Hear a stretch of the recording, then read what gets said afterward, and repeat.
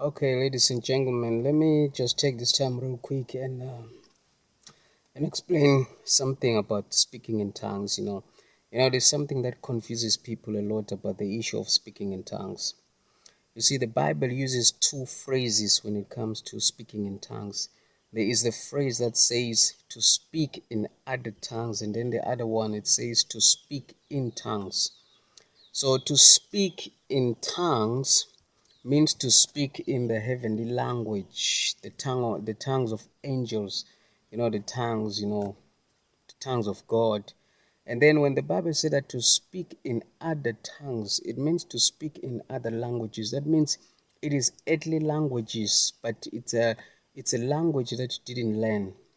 You understand? So whenever you read the Bible and you come across the phrase they were speaking in other tongues, it means they were speaking in other languages. That means they are earthly languages, but they didn't learn it. It was the Holy Spirit that was making them to speak that language.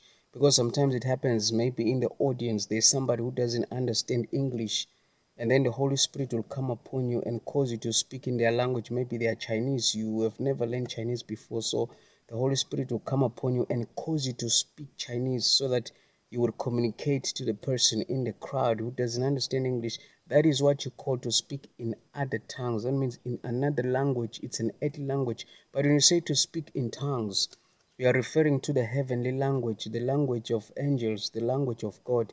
Understand? So that's why the Bible says that he who speaks in tongues is doesn't speak to anybody, doesn't speak to men, but he is speaking to God, because that is the language of God. So these are the two things that you need to understand the difference: to speak in tongues and to speak in other tongues. To speak in tongues, it means to speak in the language of God, this strange language of God that we use. But when you say to speak in other tongues, that means you're speaking in earthly languages. It's a language, it's a human language which you didn't learn before, which the Holy Spirit is causing you to speak. Thank you.